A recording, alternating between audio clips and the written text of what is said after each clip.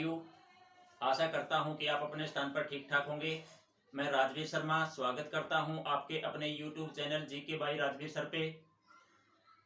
Dear friends, कल हमने 1857 की क्रांति के संदर्भ में चर्चा की थी। पार्ट 1 के अंदर जो भी हमने पढ़ा उससे मैं आशा करता हूं कि आप लोगों का बेसिक है वो क्लियर हो चुका होगा। जिन स्टूडेंट्स के द्वारा फर्स्ट पार्ट नहीं देखा गया है तो इस वीडियो के लास्ट में डिस्क्रिप्शन में मैं लिंक डाल दूंगा, उस पार्ट 1 को जरूर देखना है। उसके बाद में आप लोगों का कोई भी क्वेश्चन इस वीडियो के देखने के बाद में और पार्ट 1 को देखने के बाद में परीक्षा की दृष्टि से बहुत ही इंपॉर्टेंट है। कोई भी क्वेश्चन इन दो क्लासों के अलावा 1857 की क्रांति से बाहर नहीं मिल पाएगा। उसके अंदर हमने क्या क्या पढ़ा, बिल्कुल हम अच्छी तरह से कवर करते हुए, यानी कि आप लोगों के जो कमेंट हैं वो भी अच्छे और आप लोगों के यानी कि जो सहयोग एवं प्यार आपने दिया वो भी काबिले तारीफ है, सराहनीय है। तो चलिए करते हैं अपनी वीडियो की शुरुआत, लेक्चर की शुरुआत, जो कि बहुत ही इंपॉर्टेंट। आज हम क्या पढ़ेंगे कि जो 1857 की क्रांति हुई या रिवोल्यूशन हुआ उससे संबंधित जानकारियां हमें कहां से प्राप्त होती हैं, किसके द्वारा वो यानी कि ग्रंथ वगैरह लिखे गए और अन्य महत्वपूर्ण क्वेश्चंस हैं, इससे देखने को मिलते हैं एग्जामों में। तो स्टेप बाय स्टेप हम कवर करते हुए चलेंगे। जैसा कि आप लोगों को पता है कि 18वीं शताब्दी के मध्य नवाबों एवं राजाओं की सत्ता है वो छीनने का कार्य अंग्रेजी सरकार द्वारा किया जाने लगा। कल भी हमने डिस्कस किया था कि लैप्स की नीति जो किसके द्वारा चलाई गई थी, लॉर्ड डलहौजी के द्वारा चलाई गई। लैप्स की नीति के तहत है राज्यों का या प्रांतों का अधिग्रहण है, यानी कि ईस्ट इंडिया कंपनी के अंतर्गत किया जाना शुरू कर दिया गया, जिससे राजाओं की शक्ति और मान मर्यादा काफी कुछ हनन की सीमा पर पहुंच चुकी थी। तो अंत में यानी कि विद्रोह को तो भड़कना था ही। नेक्स्ट बात करते हैं 1857 की क्रांति जो कि सेकंड पार्ट है। इसकी जानकारी के स्रोत क्या क्या हैं, इनसे क्वेश्चंस डेप्थ में देखने को एग्जाम में मिलता है। बात करें हम कि 1857 की क्रांति पर लिखा गया प्रथम ग्रंथ कौन सा था, सीधा सीधा क्वेश्चंस आपके एग्जाम में पूछा गया है कि 1857 की क्रांति पर लिखा गया प्रथम ग्रंथ कौन सा था, तो उसका आंसर होगा माझा प्रवास। क्या होगा, माझा प्रवास है 1857 की क्रांति पर लिखा गया प्रथम ग्रंथ था। किसके द्वारा लिखा गया, किस भाषा में लिखा गया, चलिए करते हैं चर्चा। इसके लेखक कौन थे, विष्णु भट्ट गोडसे। विष्णु भट्ट गोडसे के द्वारा लिखा गया। ये एक मराठा थे और मराठी भाषा के जानकार थे। किस भाषा में इनके द्वारा लिखा गया है, मद्रासी भाषा में लिखित यह एक यात्रा वृत्तांत है। बात करें हम यात्रा वृत्तांत की, यात्रा वृत्तांत क्या होता है, यात्रा वृत्तांत कोई भी विद्वान है कहीं यात्रा कर रहा होता है और उस यात्रा के अनुभव है अपने कलमबद्ध करता है और पाठकों के सामने रखने का प्रयास करता है, उसको हम यात्रा वृत्तांत बोल देते हैं। और यात्रा वृत्तांत इन्होंने यात्रा की थी उत्तरी भारत की उसी टाइम पे, और इनके द्वारा पूरा का पूरा यानी कि स्वतंत्रता संग्राम था ये आंखों से देखा गया था। बात करते हैं इस ग्रंथ में स्वयं गोडसे द्वारा देखे गए विद्रोह का वर्णन किया गया है, यानी कि उत्तरी भारत में ग्वालियर वगैरह का वर्णन इसके अंदर किया गया है। देखिए फ्रेंड्स, गोडसे, गोडसे का नाम आपने पहले भी सुना होगा, नाथूराम गोडसे सुना था, जिन्होंने महात्मा गांधी जी को यानी कि क्या है गोली मारी थी, नाथूराम गोडसे। लेकिन परीक्षा की दृष्टि से इंपॉर्टेंट क्वेश्चन क्या निकलता है, नाथूराम गोडसे को फांसी है वो किस जेल में दी गई थी, तो नाथूराम गोडसे को फांसी है किस जेल में दी गई थी, अंबाला जेल के अंदर दी गई थी। कब दी गई थी, 15 नवंबर 1949 को। कब दी गई थी, 15 नवंबर 1949 को फांसी है दी गई थी। अगर हम बात करें, एक सीधा सीधा क्वेश्चन और भी पूछा गया है कि आजाद भारत की प्रथम फांसी किसे दी गई, तो वो नाथूराम गोडसे को ही दी गई थी। तो ये क्वेश्चन भी आपको ध्यान रखना है। नेक्स्ट बात करते हैं, याद कैसे, चलो बाद में करवाता हूं याद इनको अच्छी तरह से। नेक्स्ट ग्रंथ कौन सा है, ए फ्रॉम स्पोए टू द सूबेदार। रिपीट कर रहा हूं, ए फ्रॉम स्पोए टू सूबेदार। के लेखक कौन थे या रचयिता कौन थे या इस ग्रंथ की रचना किसके द्वारा की गई, जिससे हमें 1857 की क्रांति के संदर्भ में जानकारी मिलती है। बात करें कि भारतीय सेना के अंदर क्या होता था, एक यानी कि एक सैनिक होता था जिसे सीताराम पांडे के नाम से जाना जाता था, उनके द्वारा इस ग्रंथ की रचना की गई। अगर क्वेश्चन आपका बनता है कि किस भाषा में इसकी रचना की गई, तो यानी कि अवधी भाषा के अंदर इसकी रचना है की गई। लेकिन अगर क्वेश्चन बने इस ग्रंथ का अंग्रेजी भाषा में अनुवाद किसके द्वारा किया गया, नेक्स्ट क्वेश्चन यानी कि अंग्रेजी भाषा में अनुवाद किया गया नारगेट दास के द्वारा। किसके द्वारा किया गया, नारगेट दास के द्वारा इसका अनुवाद है किया गया है। ये क्वेश्चंस भी आपको ध्यान रखना है। नेक्स्ट की बात करते हैं, ए ग्रेट रिवेलियन। नेक्स्ट ग्रंथ कौन सा है, ए ग्रेट रिवेलियन किसके द्वारा रचित है, अशोक मेहता के द्वारा रचित है, यानी कि उनके द्वारा लिखा गया है। बात करते हैं यूके यानी कि यूनाइटेड किंगडम, यानी कि इंग्लैंड कह सकते हैं, यूनाइटेड किंगडम के अंदर क्रांति को राष्ट्रीय विद्रोह की संज्ञा दी गई थी। किसके द्वारा दी गई थी, अगर आपसे यह पूछा जाता है तो बेंजामिन डिजरली के द्वारा यह संज्ञा वहां पर दी गई थी। परंतु अशोक मेहता के द्वारा इस बात का समर्थन है किया गया था कि क्रांति को राष्ट्रीय विद्रोह की संज्ञा का समर्थन किसके द्वारा किया गया था, अशोक मेहता के द्वारा किया गया था। एक वर्ड आया है बेंजामिन, अभी भी यानी कि करंट का एक बहुत बड़ा मुद्दा हमारे पास बना हुआ है। बेंजामिन नेतान्याहू कौन है, शाबाश, बेंजामिन नेतान्याहू इजराइल के यानी कि प्रमुख हैं। और आप लोगों को पता होगा वर्तमान में तीसरे विश्व युद्ध की भी पॉसिबिलिटी बनी हुई है, क्योंकि इजराइल और फिलिस्तीन के मध्य है काफी गोलाबारी, बहुत भयंकर यानी कि स्थिति क्रिएट हो रही है, जिसे समस्त यानी कि पूरा जगत है चिंतित है कि कहीं यानी कि तीसरा वर्ल्ड वॉर है वो उसकी शुरुआत ना हो जाए। चलो उसके संदर्भ में हम अलग से चर्चा करेंगे। नेक्स्ट बात करते हैं भारत का प्रथम स्वतंत्रता संग्राम। रिपीट कर रहा हूं, भारत का प्रथम स्वतंत्रता संग्राम किसके द्वारा रचित ग्रंथ है, आंसर होगा वी डी सावरकर। किसके द्वारा भैया, वी डी सावरकर के द्वारा रचित ग्रंथ है। वी डी सावरकर ने 1857 की क्रांति को सुनियोजित स्वतंत्रता संग्राम की संज्ञा दी थी। क्या दी थी, वी डी सावरकर द्वारा 1857 की क्रांति को एक सुनियोजित स्वतंत्रता संग्राम कहा था। ऐसे यानी कि डायरेक्ट क्वेश्चन से पूछे जाते हैं कि ये उक्ति किसके द्वारा कही गई है। नेक्स्ट बात करते हैं the sepoy mutiny and revolt of 1857। फिर रिपीट कर रहा हूं, the sepoy mutiny and revolt of 1857 किसके द्वारा रचित है, आर सी मजूमदार के द्वारा रचित है। किसके द्वारा, आर सी मजूमदार के द्वारा रचित है। अगर बात करें आर सी मजूमदार की, तो इन्होंने यानी कि क्या स्टेटमेंट दी थी, न तो यह प्रथम विद्रोह था, न यह राष्ट्रीय विद्रोह था, और न ही यह स्वतंत्रता संग्राम था। तो ये वर्ड किसके द्वारा कहे गए थे, आर सी मजूमदार के द्वारा कहे गए थे। नेक्स्ट हम बात करते हैं 1857 की।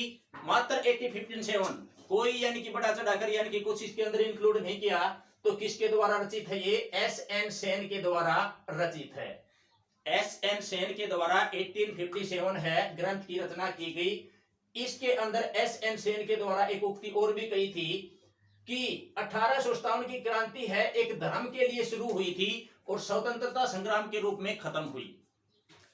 तो ये क्वेश्चंस, ये उक्ति किसके द्वारा एक ग्रंथ रचित हैं, ऐसे क्वेश्चंस एग्जामों में देखने के लिए अक्सर मिलते हैं और परीक्षा में हम यानी कि बाहर हो जाते हैं, क्योंकि अच्छे लेवल की स्टडी है हमें करनी अनिवार्य हो जाती है। क्योंकि आजकल पता नहीं है कि डेप्थ में कितना कहां से पूछा जा सकता है। बात करें हम एचएसएससी की, तो एचएसएससी में कितना डेप्थ में पूछा गया था। अभी यानी कि किसका ग्राम स्टीव का एग्जाम था, तो उसमें भी यानी कि काफी क्वेश्चन ऐसे देखने को मिले थे अपनी हिस्ट्री से। देखिए मैं एक बार रिपीट करवा रहा हूं, आपको याद करने का तरीका बताता हूं कि इनको याद कैसे करना है। मैंने कहा माझा प्रवास प्रथम रचना है, प्रथम ग्रंथ है, महत्वपूर्ण कार्य है, और प्रथम होता है तो यानी कि कोई यानी कि प्रसिद्ध भी हो जाता है। प्रथम होने के साथ साथ में तो मजा तो आता है ना, तो यानी कि मजा से यानी कि इससे रिलेट कर सकते हैं माजा। तो यानी कि प्रथम क्या था, माजा था। तो माजा प्रवास है किसके द्वारा रचित है, विष्णु भट्ट गोडसे के द्वारा रचित है। ये बात आपको ध्यान रखनी है। Next, A from sepoy to the subedar. सूबेदार कौन था, सीताराम पांडे। सपोज करो सीताराम पांडे सूबेदार। तो ऐसे भी रिलेट करते हुए हम इसको पढ़ सकते हैं, याद कर सकते हैं। नेक्स्ट देखते हैं a great rebellion Ashok Mehta. भाई हमारी हिस्ट्री के अंदर ग्रेट किसको कहा गया है? सम्राट अशोक को कहा गया है ना। तो सम्राट अशोक को ग्रेट कहा गया है, तो इसके साथ साथ हमने क्या पा गया? इसका आंसर भी पा गया, रचयिता भी साथ साथ पा गया। अशोक मेहता जहां पर हो वो आपका आंसर हो जाएगा। नेक्स्ट देखते हैं कैसे रिलेट करेंगे। भारत का प्रथम स्वतंत्रता संग्राम। भाई भारत का प्रथम स्वतंत्रता संग्राम है, कोई भी कार्य किया जाता है तो उसमें कौन करता है? कार्य करना, यानी कि कार्य होता है वर्क, उसको करने वाला वर्कर, डूअर। तो कहने का मतलब है वर्कर 1857 की क्रांति थी, तो इसमें सभी इनके द्वारा काम किया गया ना देश के प्रति, तो काम किया गया, तो यानी कि वर्कर, तो यानी कि वर्कर शब्द जहां पर आता है तो वो यानी कि किससे हो जाएगा? प्रथम स्वतंत्रता संग्राम से रिलेट हो जाएगा, आराम से याद कर सकते हो। नेक्स्ट देखते हैं the sepoy mutiny and revolt of 1857। अरे ये तो बहुत लंबा ग्रंथ हो गया, इसको जूम करना पड़ेगा। क्या करना पड़ेगा? जूम करना पड़ेगा। तो जूम करने से आपको याद आ जाएगा मजूमदार। किसके द्वारा? मजूमदार। यानी कि जूम शब्द यहां पर आ रहा है, तो आसानी से आप इसको याद कर सकते हो रिलेट करते हुए। नेक्स्ट बात करते हैं कि 1857 तो सीधी सीधी बात है, एसएन सेन। किसके द्वारा? एसएन सेन के द्वारा रचित है, इसको आप आसानी से याद कर सकते हो। लेकिन मैं विष्णु भट्ट गोडसे के संदर्भ में एक बात और करना चाहूंगा कि विष्णु भट्ट गोडसे ने यह संग्राम है बिल्कुल अपनी आंखों से देखा था, और उनके द्वारा एक ही बात कही गई थी जो 1857 की क्रांति के लिए बहुत ही गौरवपूर्ण बात मानी गई है, उसके प्रति, जिसके प्रति कहा गया है। इन्होंने कहा था कि 1857 के रिवॉल्यूशन में मात्र एक ही मर्द था। क्या था? मात्र एक ही मर्द था। और वो किसके संदर्भ में बात की गई है? रानी लक्ष्मीबाई के संदर्भ में बात की गई है। उन्होंने बताया कि रानी लक्ष्मीबाई 4 जून को यानी कि है अंग्रेजों के खिलाफ यानी कि इस क्रांति के अंदर कूद गई थी, और लगातार यानी कि 14 दिन तक युद्ध करती रही, और काफी कुछ अंग्रेजों को यानी कि परास्त करने में, उसके यानी कि हौसलों को पस्त करने में कामयाब भी रही थी। तो 1857 की क्रांति के संदर्भ में इकलौता मर्द किसको बताया गया है? रानी लक्ष्मीबाई को बताया गया है। किसके द्वारा? विष्णु भट्ट गोडसे के द्वारा बताया गया है। नेक्स्ट बात करते हैं कुछ ऐसे महत्वपूर्ण क्वेश्चंस जो एग्जाम को क्रैक करने में महत्वपूर्ण भूमिका निभाते हैं। देखते हैं एक आध को। कहने का मतलब है कि क्रांति के समय यूके की महारानी कौन थी? क्रांति के समय यूनाइटेड किंगडम यानी कि इंग्लैंड की महारानी कौन थी? आंसर होगा विक्टोरिया। कौन थी? विक्टोरिया। अगर मैं बात करूं कि यूके के प्रधानमंत्री कौन थे? वी पॉमस्टर्न। वी पॉमस्टर्न थे, यानी कि यूके के प्रधानमंत्री थे। अगर मैं बात करूं वी क्या बताया था? कल की क्लास में हमने डिस्कस किया था, कमेंट में इसका आंसर आपको देना है। यहां पर वी शब्द का अर्थ क्या है नाम में। बात करते हैं कि भारत के गवर्नर जनरल कौन थे? तो लॉर्ड कैनिंग थे। कौन थे? लॉर्ड कैनिंग थे। ये परीक्षा के अंदर काफी बार पूछा गया क्वेश्चन है। लॉर्ड कैनिंग गवर्नर जनरल कब से कब तक रहे? लॉर्ड कैनिंग गवर्नर जनरल कब से कब तक रहे? ध्यान रखना है, कल भी मैंने रिलेट करते हुए बताया था कि क्रांति 1857 की, उससे एक साल पहले और उससे एक साल बाद, यानी कि 1856 से 1858 तक गवर्नर जनरल थे कौन? Lord Canning. लेकिन 58 के बाद में 1858 से 62 इनको क्या बनाया गया? वायसराय बना दिया गया था। ये पॉइंट भी आपको ध्यान रखना है। गवर्नर जनरल पूछा जाता है तो 56 से 58, अगर पूछा जाता है वायसराय तो वायसराय कब से थे? 1858 से 62 तक। नेक्स्ट बात करते हैं मुगल बादशाह कौन थे? तो मुगल बादशाह बहादुर शाह जफर द्वितीय। ये द्वितीय ध्यान रखना है, ये पूछा गया क्वेश्चन है। एक में यानी कि पार्ट ए यानी कि ए ऑप्शन में दे दिया बहादुर शाह जफर, दूसरे में दे दिया बहादुर शाह प्रथम, तीसरे में दे दिया बहादुर शाह द्वितीय। तो इस प्रकार ध्यान रखना है, बहादुर शाह जफर द्वितीय थे। आप लोगों को पता ही होगा कि क्रांति का नेतृत्व किसने किया था? बहादुर शाह जफर के द्वारा किया गया था। अगर मैं पूछूं बाद में अंग्रेजी सरकार द्वारा इनको यानी कि कैद करते हुए कहां भेज दिया गया था? रंगून भेज दिया गया था। कहां पर? रंगून भेज दिया गया था। रंगून कहां पड़ता है? बर्मा। कहां पे पड़ता है? बर्मा। लेकिन बर्मा का अब नाम बर्मा नहीं है ना, क्या है? म्यांमार है। मैं आपसे कमेंट के माध्यम से पता करना चाहूंगा, कमेंट में उसमें आपने आंसर देना है कि बर्मा या उसका नया नाम म्यांमार है, उसकी राजधानी क्या है। और बाद में इनकी मृत्यु है वो हो जाती है नेक्स्ट पॉइंट बनता है BIC के प्रधान सेनापति कौन थे, यानी कि ब्रिटिश ईस्ट इंडिया कंपनी के प्रधान सेनापति कौन थे, एनीसन थे। भाई हमें क्यों याद रखना है, एनी कोई भी हो सकता है, परंतु ध्यान रखना है एनी से रिलेट करते हुए हम इसको भी याद कर लेंगे, है ना। तो एनीसन इसके क्या थे, प्रधान सेनापति हुआ करते थे।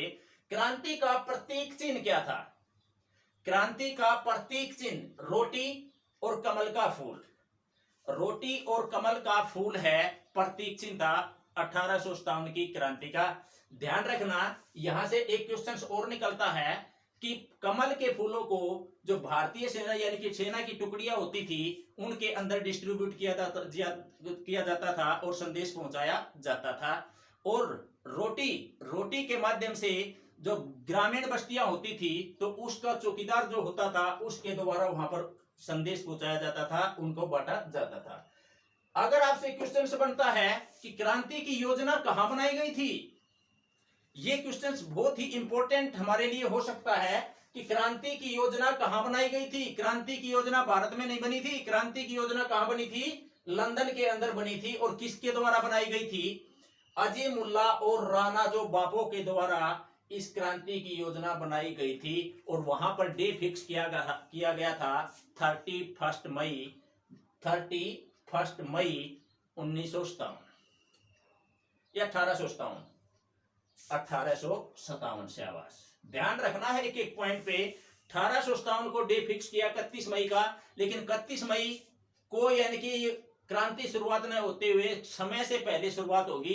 कहां से शुरुआत होगी, 10 मई को मेरठ से शुरुआत होगी। जैसा को आपको पता है कि चर्बी वाले कारतूस है वहां यानी कि मानने लेने से उनको इनकार कर दिया, क्योंकि उसके अंदर गाय एवं शोर के यानी कि चर्बी लगी होती थी और क्रांति पहले ही भड़क उठी। नेक्स्ट एक महत्वपूर्ण क्वेश्चन, भाई ईसाई धर्म के विरुद्ध धर्म युद्ध किस इतिहासकार के द्वारा इसे बताया गया है। क्या बताया गया है, जो ईसाई धर्म है उसके प्रति उसके अगेंस्ट में धर्म युद्ध बताया गया है। किसके द्वारा, इतिहासकार रोज के द्वारा। कौन, इतिहासकार रोज के द्वारा बताया गया है। एक बात आपको अच्छी तरह से ध्यान रखनी है कि पुरातत्व विभाग द्वारा 1857 की क्रांति के साक्ष्य कहां से प्राप्त किए गए हैं। रिपीट कर रहा हूं, पुरातत्व विभाग द्वारा 1857 की क्रांति के साक्ष्य कहां से प्राप्त किए गए हैं। आंसर हमारा क्या होगा दोस्तों, अजनाला। अजनाला कहां पड़ता है, अमृतसर। अमृतसर कहां पड़ता है, पंजाब के अंदर पड़ता है। तो वहां से साक्ष्य प्राप्त किए गए हैं। वहां से यानी कि अजनाला से 282 सैनिकों के कंकाल एवं मेडल हैं वो प्राप्त किए गए हैं। ध्यान रखना है। पुरातत्व विभाग के जनक कौन थे, पुरातत्व विभाग के जनक कौन थे, अलेक्जेंडर कनिंघम थे, जो कि कहां के रहने वाले थे, यूके के रहने वाले थे। लेकिन अगर आपसे क्वेश्चन पूछा जाए भारतीय प्रागैतिहासिक काल या के पिता किसे कहा जाता है, फादर ऑफ प्रागैतिहासिक काल के पिता किसे कहा जाता है, रॉबर्ट ब्रूस फुट को कहा जाता है। ये क्वेश्चन भी आपको ध्यान रखना है। लेकिन भारतीय पुरातत्व विभाग के जनक किसको कहा जाता है, अलेक्जेंडर कनिंघम को कहा जाता है। कहां के थे, यूनाइटेड किंगडम के थे। अगर हम बात करें कि इनके द्वारा बहुत से यानी कि क्या है पुरातत्व विभाग की यानी कि खोज की गई थी, इसीलिए उनको इस नाम से जाना जाता है। मेरा एक क्वेश्चन आपसे इस वीडियो के लास्ट में रहेगा, या मैं पहले भी बता देता हूं, कमेंट में आपको उसका आंसर देना है कि महक परी के नाम से किसे जाना जाता है। महक परी के नाम से किसे जाना जाता है, ये आपको कमेंट के माध्यम से जरूर बताना है। वीडियो आपको अच्छी लग रही है तो क्या करना है, शेयर करना है, लाइक करना है और अपने channel GK by Rajveer sir को सब्सक्राइब करना है। ये क्लासेज आपको फ्री ऑफ कॉस्ट है प्रोवाइड की जा रही है, ताकि लॉकडाउन के अंदर कोविड-19 के कारण हम अपनी ऑफलाइन क्लासेज हैं वो जारी नहीं रख सकते थे। इस कारण से ऑनलाइन क्लासेज के माध्यम से एक शुरुआत की गई कि आप लोगों की पढ़ाई डिस्टर्ब न हो, कंटिन्यूटी आपकी बनी रहे। और जो वे स्टूडेंट हैं जो ऑफलाइन क्लासेज अटेंड करने में असमर्थ हैं, उनके लिए भी यह क्लासेज बहुत ही यानी कि वरदान साबित होंगी। तो आशा करता हूं कि आप लोगों को अच्छी तरह से समझ में आया होगा। फिर भी आपका कोई कमेंट है, कोई क्वेश्चन है तो कमेंट सेक्शन में पूछ सकते हो। आपका आंसर दिया जाएगा। Thank you. जय हिंद, जय भारत, जय हरियाणा।